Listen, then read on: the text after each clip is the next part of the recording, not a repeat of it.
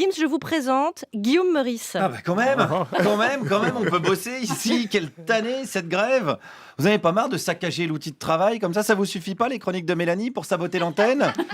Il y a même des matins où on a été privé des chroniques de Dominique Seux, quoi. Je savais même plus quoi penser. Heureusement que je lis Picsou Magazine et que c'est du même niveau, parce que sinon j'étais complètement mal. Alors tout ça pourquoi? Parce qu'on vire 300 personnes à Radio France. Quel égoïsme, franchement, vous me dégoûtez. Tous les gens, on a failli les perdre, là. Tous ceux qui nous écoutent, ils se sont barrés sur Europe 1, ça se trouve. Vous imaginez le traumatisme, quoi. Pour Europe 1, essentiellement. Ah, des auditeurs. Ils ne savaient pas comment gérer tout ça. Hein, non mais c'est vrai, heureusement qu'à France Inter, quasi aucune star du micro n'a fait grève. Hein. Cœur avec votre dignité, les amis. Et cœur aussi avec la réforme des retraites, parce qu'il n'y a pas que vos petits problèmes de gauchias, il y a des grèves honteuses qui paralysent le pays en ce moment. D'ailleurs, les Français sont d'accord avec moi, en particulier les retraités, qui sont plus concernés, et les sympathisants de Macron, qui sont concernés, parfois en 2 mots. Je le sais, j'en ai rencontré plein. Est-ce qu'ils soutiennent les grèves? Bon. Non, parce que c'est prendre en otage les gens. Allez, je vous l'ai mis au début. Ah, c'est pour moi, c'est cadeau, comme ça on est débarrassé, d'accord? J'aurais pu les mettre tous, mais j'ai pas 8 heures de chronique. Donc voilà, une chronique sur les grèves sans l'expression prise d'otage, évidemment. C'est comme une prise de parole de Sybille Veil où on piche quelque chose. Voilà, on n'est pas habitué. Voilà. Alors Sybille Veil, pour ceux qui connaissent pas, c'est la patronne de Radio France. Voilà, c'est un mélange de tableur Excel et de Margaret Thatcher. En gros, si on veut résumer, voilà. Mais restez concentrés avec une autre dame. Qu'est-ce qu'elle pense des grèves? Qu'est-ce que je pense des grèves? Je pense qu'ils ont qu'à travailler, c'est des feignants. Tous ceux qui vont faire grève, c'est des feignants? Voilà, qui crèvent. Voilà, qui crèvent. Bah, je vous dirais, voilà, le message est clair. Alors elle pourrait être porte-parole du gouvernement, par exemple. Il faut juste qu'elle mette un petit peu les formes, mais en gros, elle a pigé le message.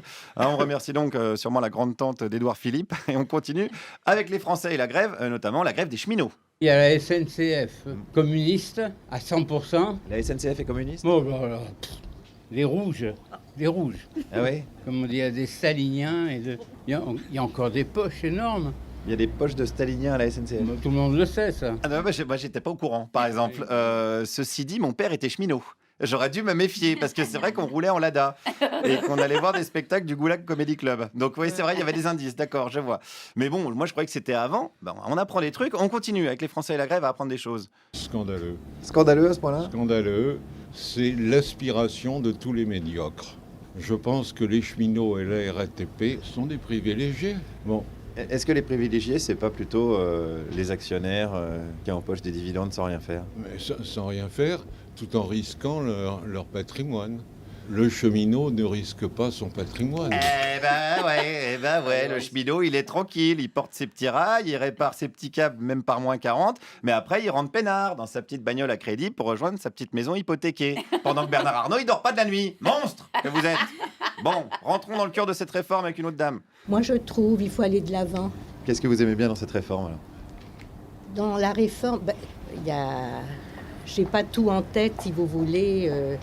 Que je vous dis, il faut aller de l'avant, il faut faire les choses et il y a un effort à faire, il faut le faire. Il n'y a pas quelque chose en particulier qui vous a... Non, là, non. Non, mais faut aller de l'avant. Voilà, enfin, faut aller de l'avant. C'est comme ça, quand on est au bord du précipice, comme la France aujourd'hui, faut aller de l'avant. Voilà, Muriel Pénicaud, elle a fait quoi? Elle était en haut de l'escalier. Hop, elle a été de l'avant. Elle n'a pas hésité. Voilà, c'est du bon sens. Et le bon sens, ça aide pour comprendre la réforme des retraites. Il faudra travailler plus longtemps, bien sûr, puisque l'espérance de vie est plus longue.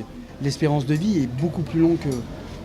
Mais si l'espérance de vie est beaucoup plus longue, est-ce que c'est pas justement parce qu'on travaille moins longtemps? Non, mais si, non, c'est différent, ça n'a rien à voir. Ah, vous êtes sûr? Non. Non, on n'est pas sûr, C'est vrai que ce qui est pénible, c'est que les gens, ils vivent vieux. C'est vrai qu'avec le petit Grégory, par exemple, on a moins de problèmes. Non, mais c'est vrai. Non, mais il y a des solutions qui existent. Si on prenait, par exemple, Dupont de Ligonnès comme ministre des retraites, on est bon. Voilà, c'est pas la réforme par points, c'est la réforme par arme de poing. Mais voilà, je veux dire, voilà, on aurait moins de problèmes pour les jeunes. D'ailleurs, en parlant de jeunes, poursuivons avec une question qui me taraudait. Je suis quand même pas mal taraudé en ce moment.